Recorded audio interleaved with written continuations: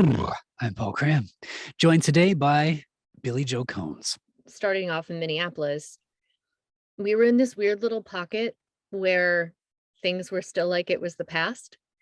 And so most of my work was done in studio. Like I booked something and I would go to a professional studio, and that's just how it was. I would say like Yep, 80 to yep. 90% of my work was done at a professional studio. Even the smaller stuff.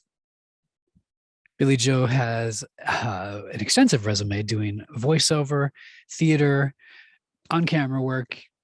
Basically, I should just sum it all up and say that she is an actor. I'm really happy to be able to chat with her today. We can talk a little bit about some of the differences between the Twin Cities and Atlanta, Georgia, as far as the acting scene goes, as well as some of our experiences that we've experienced together in this journey as actors. Here we go. You know that I was very active in the scene in Minneapolis, both in theater and film and commercial Mhm. for a very long time. And when I left Minneapolis, I had 5 agents there. So, um, and then I moved down here. My boyfriend lives here, and I was mostly focused on camera and voiceover at the point that I decided to move. And, it was like my boyfriend was here, and it was either he moves up to Minneapolis or I move down here. And there's a lot more work here. So I decided, sure, we'll go to Georgia. And then I got here and I jumped right in and I audited some classes and I started looking for agents and I got new headshots and I did all the things, that you're supposed to do. And then everything shut down. So, Which it, so it did here as well, you know. Yeah. and I mean, Yeah. things are back up and happening, but it's I'm still mostly focused on voiceover and very happily doing that. And so I feel like I liken this to, if you have a bunch of plates spinning, if you already have like 8 plates in the air, it's a lot easier to get that nice plate up and spinning, right? Yes. So at the Yes. point that I moved, I feel like I already had those 8 plates spinning. Like I had been taking acting classes on an ongoing basis. I had, like I said, I had my brand new headshots. I've, had been doing all of these things. I had relationships in Minneapolis. And then when I moved, it's like a bunch of those plates crashed. And especially with the pandemic, it's like I had now, if I wanted to start and get back into the on-camera stuff, I feel like I would just have to get one plate up and spinning and then get one more. And it's a lot more effort is what I'm saying Yeah. than it would have been before. Well, and there's something even here in the Twin Cities with that. I mean, all of the work. I keep saying the Twin Cities, Georgia, Twin Cities. I think across the board, like everything, the plates either came crashing down or people just set them down. One of the two. Yeah. Yeah, and I am noticing things starting to kind of spin again. So it sounds like the Twin Cities and Georgia have a very similar, you know, thing having happened with the pandemic. Specifically with voiceover, is there anything like that? I guess I'm curious because like I do voiceover. I haven't done a ton lately. But if you had to compare and contrast, do you notice a difference between Georgia and Twin Cities for you? For voiceover specifically, Hmm. no. Um, I think the changes that have happened in voiceover really have to do with the pandemic itself. When I was in Minneapolis, so I started doing voiceover about 5.5 years ago. And when I was starting off in Minneapolis, we were in this weird little pocket where things were still like it was the past. And so most of my work was done in studio. Like I booked something and I would go to a professional studio, and that's just how it was. I would say like Yep. 80 to Yep. 90% of my work was done at a professional studio. Even the smaller stuff, someone would book a studio for, even the independent type work. And then Hmm. the pandemic happened, and it had already started moving towards the home studio before that, but the pandemic really made it all of a sudden a necessity in a way that it wasn't before. And so, I think since I've been here, I've done one job in a studio. in a professional studio. And then there was one other job that I actually rented a studio myself just because there was some construction going on at the time and I didn't want to deal with the stress of it. But just in case it was happening that day. Yeah, Um, yeah. so other than that, yeah, it's like most of my work here has been from home. So And that's where you are right now, right? It looks like a lovely little space, a studio space, a little it home is studio. uh, an extremely nice home studio. Did not have this when I was in Minnesota. I worked out of my closet. So I love it. That's interesting. The sort of that switch, not switch, I don't know. I would say that entire industry switch with the pandemic of things shifting and people doing more work from home. Um, there's something even here in town that yeah, do you think that I guess what's your prediction for yourself there in Georgia? Like, do you think that you will be doing way more stuff just from home now because that's just the new normal? Or would you think you're going to go back to more studio stuff? I think from home is the new normal for sure. Um, Unless you book big jobs, even people who are booking national promos are mostly doing it from their home studios. So, just because it's such fast turnaround Yeah. for certain genres. And so, yeah, home studio for sure. I do want to get this one question out of the way because I always just try to ask it because I love it, but because people generally like yourself tend to give a really great answer.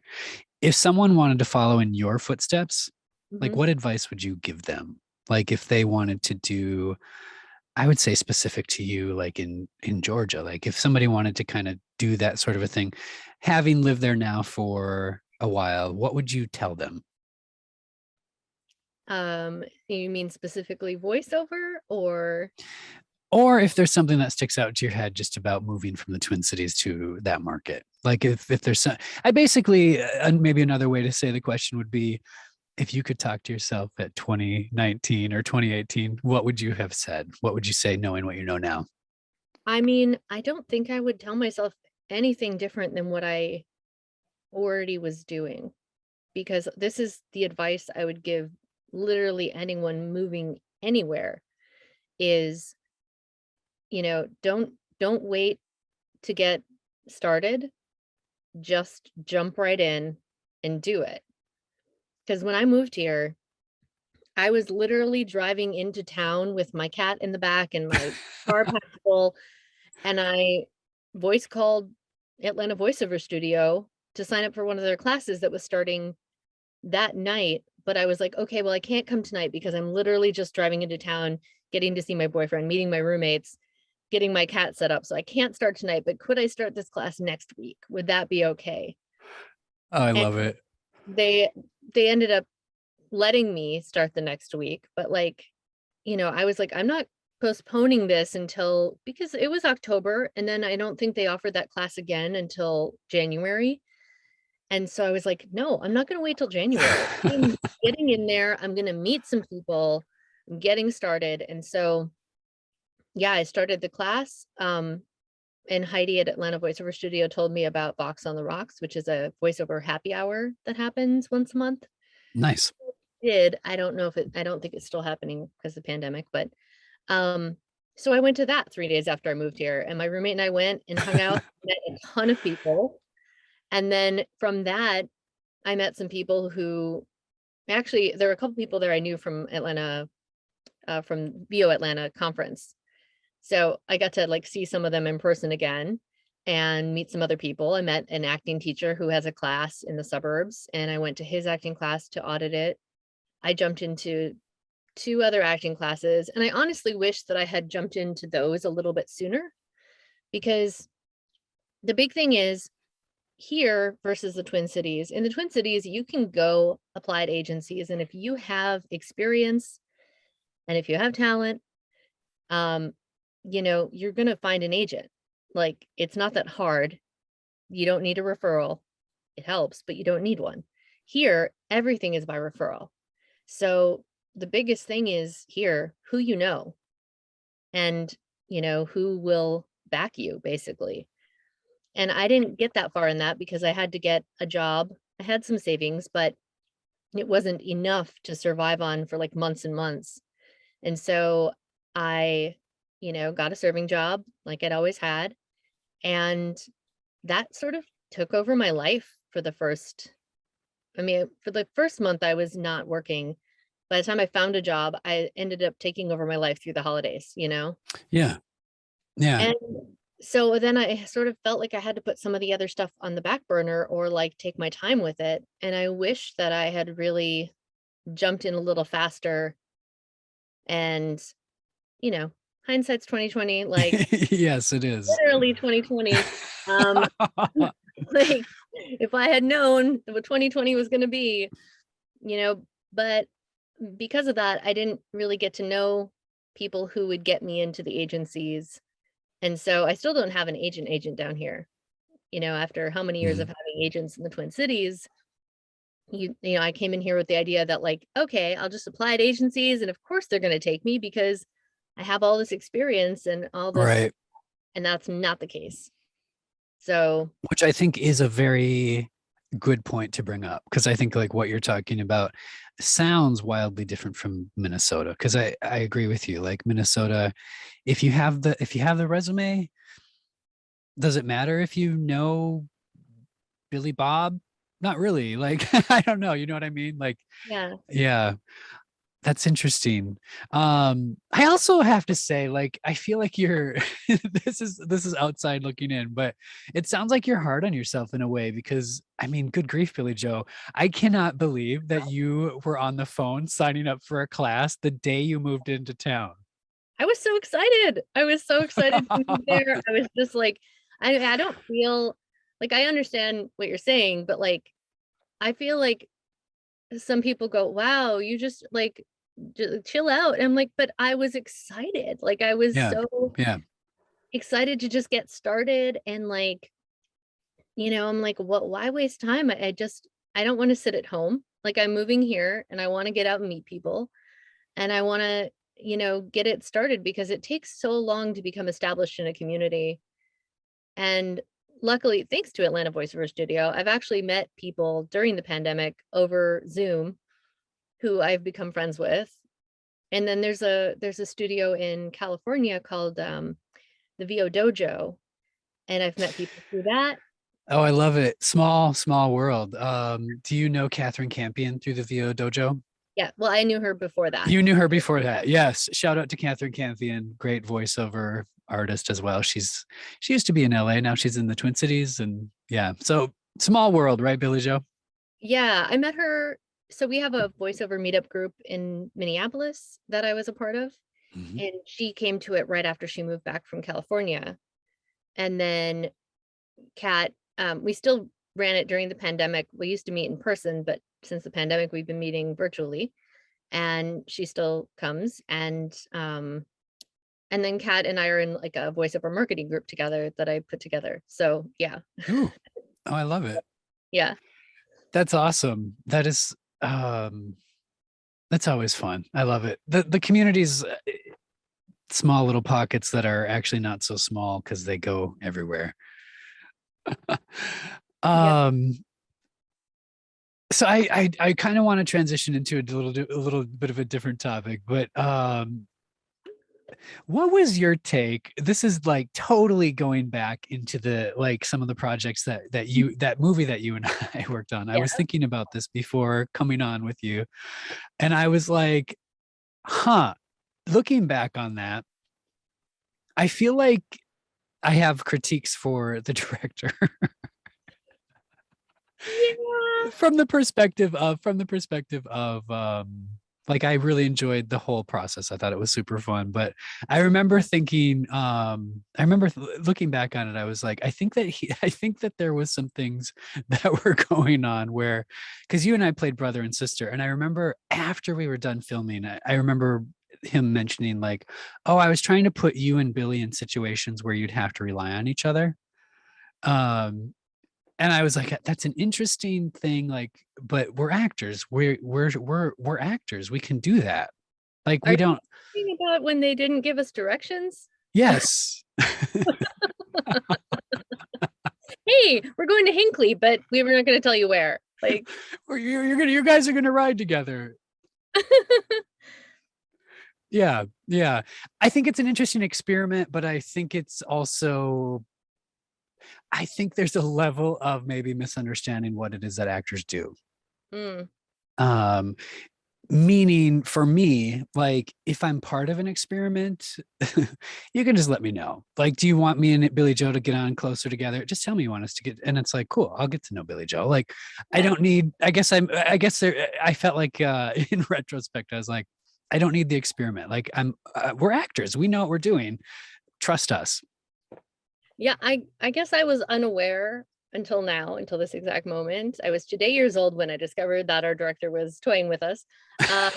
Okay. So I didn't know about that, but I have very, very vivid memories of driving up to Hinckley and then going, well, wait, we don't actually know how to get to the cabin.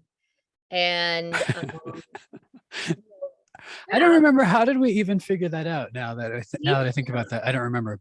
we stopped at the diner where the cinnamon rolls are, Yes. and there was a carnival going on with a car show.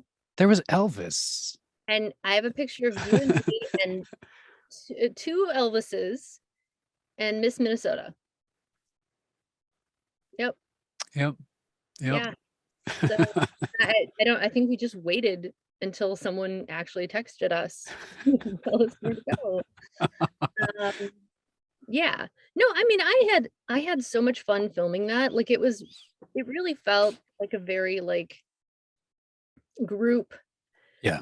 thing. It felt like such a small, I don't know, immersive sort of experience. And now you know even more, even it was very immersive, even more than we knew. Yeah. But I also vividly remember the night that we had been shooting until very late, and then you and me and a couple other people were sleeping up in the loft, and a couple of the crew were all sleeping downstairs. And I just remember I feel that day they had decided to cut a scene or two, but then all of a sudden they were talking through the script and what was going to happen. Well, if this scene doesn't happen, then this scene doesn't make sense. And if that scene doesn't happen, then this scene doesn't make sense. And the whole thing just unraveled. And it was I just remember being very scared at that moment going, do we have a movie anymore? Because, yeah, I feel like that happens to a lot of horror movies, in fact, like where something will get removed but then the whole story falls apart or there's some logical step that gets missed. I would have to agree with you. As one who has done a fair amount of horror movies, have you done any since then? I haven't. I know I've done a few horror movies since we did. For anybody listening, the name of the movie that we're talking about is Dawning. And have you done a lot of horror after that? I'm just curious. I don't remember, to be honest. No worries. No I've worries. done so much. I mean, at that point I had done one called, oh, I don't remember what that one was called. I had done one that was about Sasquatch, where I got killed by Sasquatch. And then I did Dawning, I think, right after that. Mm-hmm. But oh, you know what I have done? Horror is a little not quite the right term for these, but I've worked with Christopher Mim twice, and he does 1950s B style movies. I was gonna say those are horror. It's horror sci-fi, right? Like kind of a sci-fi spin on it. They're like monster movies. Yeah. So Yeah. it's not quite horror, but I mean, like I was in the one called Giant Spider, and then I was in Queen of Snakes, and so I always die. Like you and me both. I haven't been in anything by Christopher Mim, but yes, you and I, we both die. Did we die in Dawning? I can't even remember that. Did we die? I don't remember. I don't I think don't so. remember either. The body at one point. I remember that. It all blurs together. I do remember, yeah, I do remember some of I remember that night that you're talking about too, where there was some script changes that were occurring. Yeah, and I feel like I feel like we kept it all. I don't know. Yeah, it all blurs together. It's interesting. Um, so I have another question for you because I was glancing at your website specifically, and I have a little story, but I want to ask you the question first.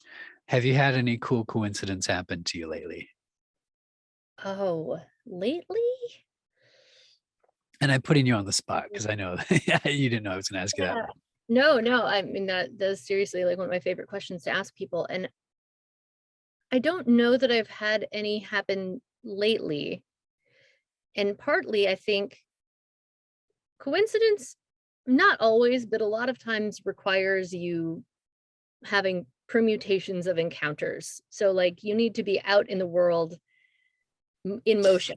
Yep, yep, and And I'm mostly in my apartment, not in motion. So the only types of coincidences I could have would be, you know, virtual, I guess. And I can't think of any right now.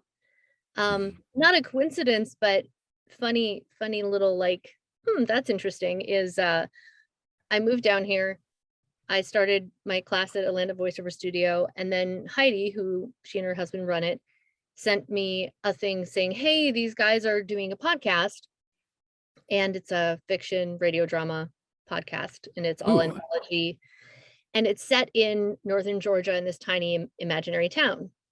And so I auditioned, um, got in, we started recording, then it got put on hold for the pandemic, and it's still kind of on hold, unfortunately, but it's great, and the guys are super nice, and sometime in the past year, they put me in touch with this other guy, who just so happens to be in International Falls, Minnesota.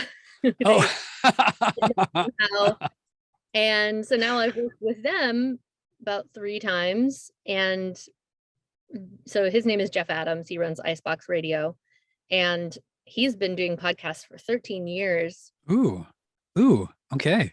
And I'm trying to facilitate this crossover because Garfield's Crossing, the Georgia one, is like all these writers writing anthology stories.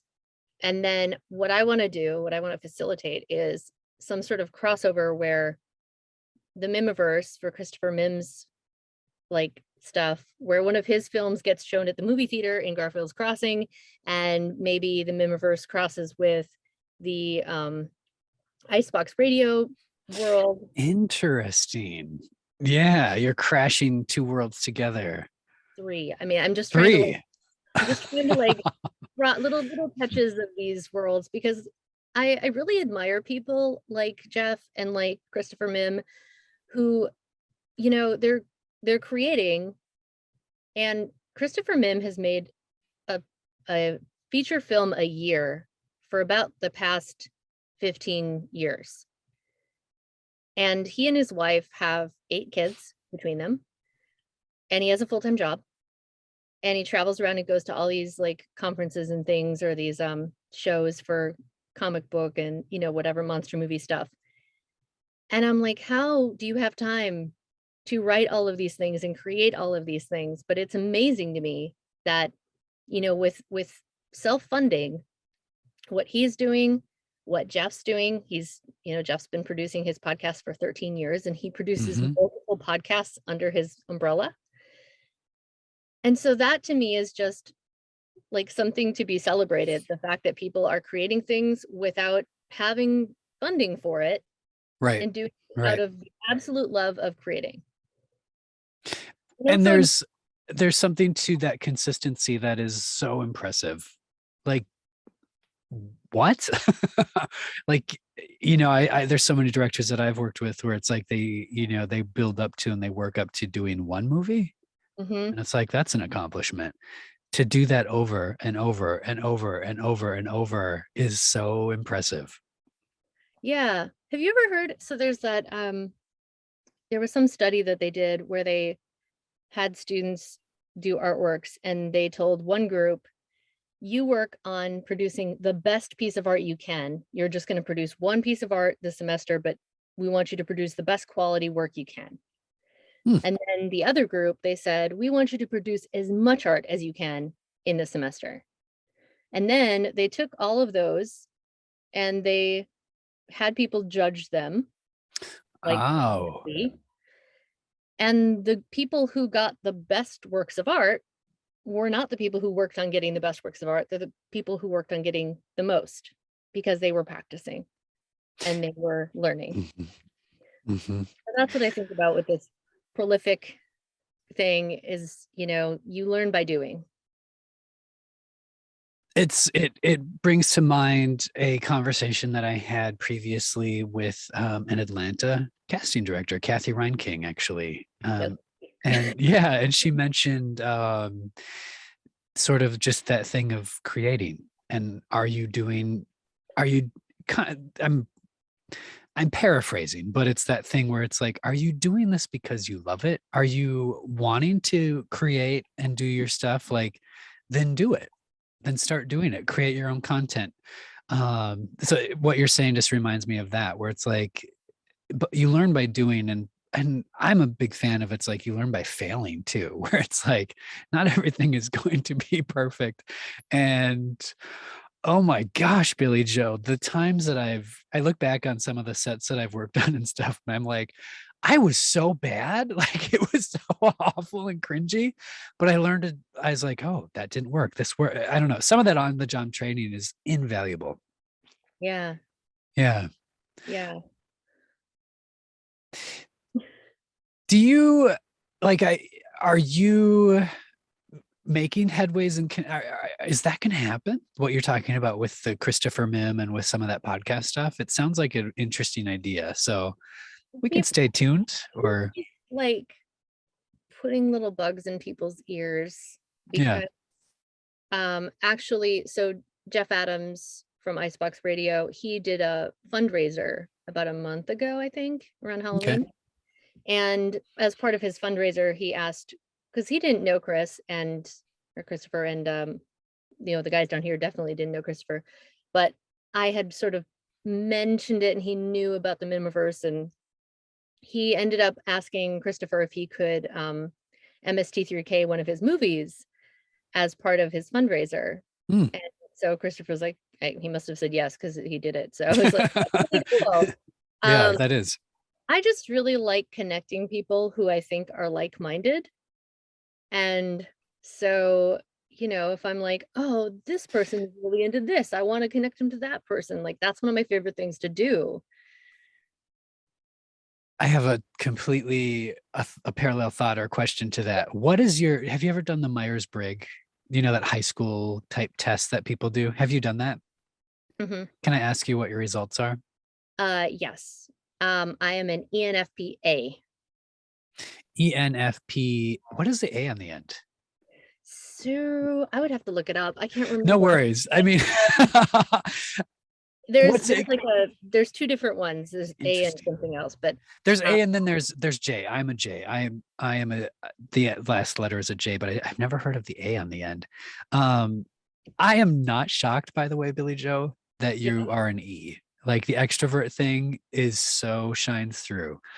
For someone to sign up for a social class the day they move into a city, I'm like, you are such an extrovert.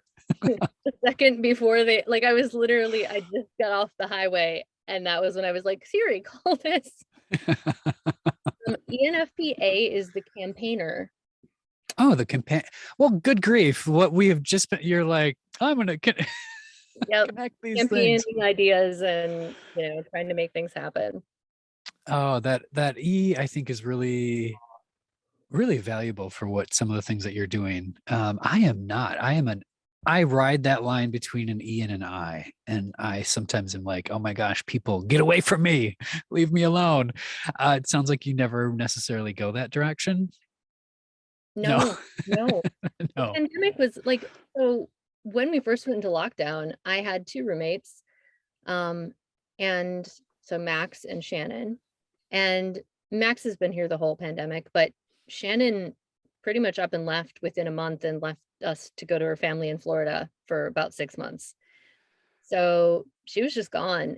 And so I only saw my roommate and my boyfriend for a very long time. And in the very first days when everything was shut down, I started 2 accountability groups to help friends who were like feeling sort of adrift. So I did accountability coaching twice a week. And then I joined Atlanta Voiceover Studio, had these weekly workouts with pro casting directors, creative directors and things like Hmm. that. Hmm. So I was doing those every week. And then there were just a bunch of other things. Like in the past year, I have like I think I have 2 accountability groups, plus I have a couple other the group from Minnesota that I meet with. So I have about 4 or 5 voiceover groups that I meet with regularly, either weekly or monthly. That's awesome. I'll have to chit chat with you after we are done here too. I'd be curious to poke my head in one of that voiceover group. Be like, what is that about? So Yeah. if that's possible. Um I do usually like on the tail end of these, I don't know what I guess I'd call these like a chat interview type style thing. I usually ask like 3 really fun questions, and I'm going to do that with you. But before I do that, I also was going to give you a book recommendation. Okay. I have not read this book yet, so if it's awful, you can laugh. But I did see that you like mystery novels. Mhm. Um, Killer Blonde, and I have not read this, but it's set in Minnesota. Oh, nice. Yeah. So if you like mystery novels, which I think you do, that might be something to check out. Thank you. I love that. I do like mystery novels, certain types. I was gonna say this one probably leans more towards like a Grisham-esque sort of murdery kind of a thing. I haven't read a lot of those. There's a couple authors, Riley Sager, and then yeah, there's an Icelandic writer who's very, very popular. Um, I can't remember his name right now. That's okay. But there's also a mystery thriller novel writer, Jessica Laurie, who's a Minneapolis person as well. So I think Jessica Laurie. I'm looking at my bookshelf. I'm like, is that one of hers? It's not, but yes, I've heard that name. yeah. Yeah. So I'll have to look that up. Thank you. You're welcome. You're welcome. I love books. Me too. um, so are you ready for these final like 3 fast lightning round silly questions? Mhm. All right, drum roll. What song do you hate because it gets stuck in your head when you sing it? Oh, hmm. I had one stuck in my head the other day when we were on the road because we went to Hilton Head for Thanksgiving. Oh, nice. And I had one that was really stuck in my head. Did you I don't sing? Did you know what sing it it? was. No, I was trying to get rid of it.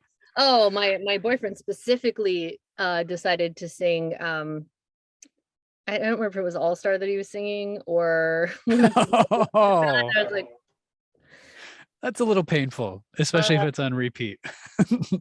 yeah, no, I asked him, I was like, so if you were to go to hell and hell was literally the same song over and over again forever, which song would it be? And he said that it would be okay no matter what song it was. And I was like, okay, Really?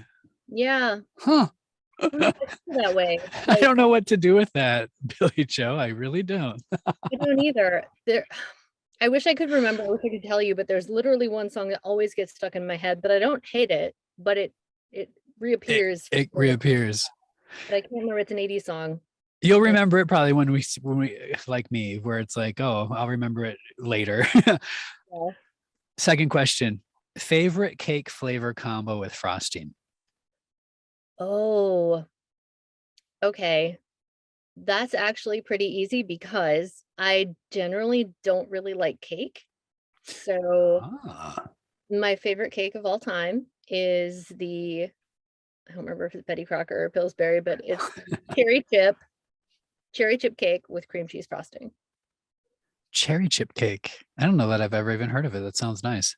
It's it's like, super fake flavoring, but it's so good. I love it. My best friend once bought me a bunch of boxes off eBay because she couldn't find it in stores and she wanted me to have one for my birthday. So, I love it. yeah. Third question. What fictional character do your friends say you are most like? Mm, I don't know that my friends say that I'm like anybody. I don't know that anybody's ever said that. Or who do you think that what fictional character would you say you are most like? um I I wish I was like Franny Fisher, but I'm not. I'm not as fabulous as Franny Fisher. You know what I'm talking about? I think I do. I'm really, tell me more. Tell me more. Um, I'm terrible with the names of people and just proper nouns in general. So when I reach for them, they're gone. But the woman who played the mom in Babadook is the Yes. actress. Yes, yes, yes. She plays the lead on the Franny Fisher murder mysteries, and she's amazing. Oh, wait, wait, wait. Yeah, no, I do know what you're talking about. And she is stellar. Yeah, she's like, I love her adventurous spirit, her independence, her amazing fashion. It's like all of the things, you know, I admire all of that. So, and And then you have some of those qualities. It's good. It's good. and my fashion has gone way downhill this year. It's just like, which t-shirt should I wear today with the same yoga pants as yesterday? So We can blame it on the pandemic in some ways, though, because it's like, well, what are we all? Nah, I don't know. well, I did really well for the first month. For the first month, I was like, I'm gonna wear a sundress every day. And I, still did my hair and whatnot. And then after that, there just came a point when I went, Oh, thanks so much, Billie Jo. I enjoyed that. And if anybody wants to find out more information about Billie Jo, you can actually find her online at billiejokonze.com. Billie Jo Konze, I'm going to spell it for you, is BillieJokonze.com. BillieJoKonze.com. Additionally, if you want to learn about anything more about me, you can log on to my website, which is IamPaulCram.com. Thanks, everyone. Let's keep being kind to each other.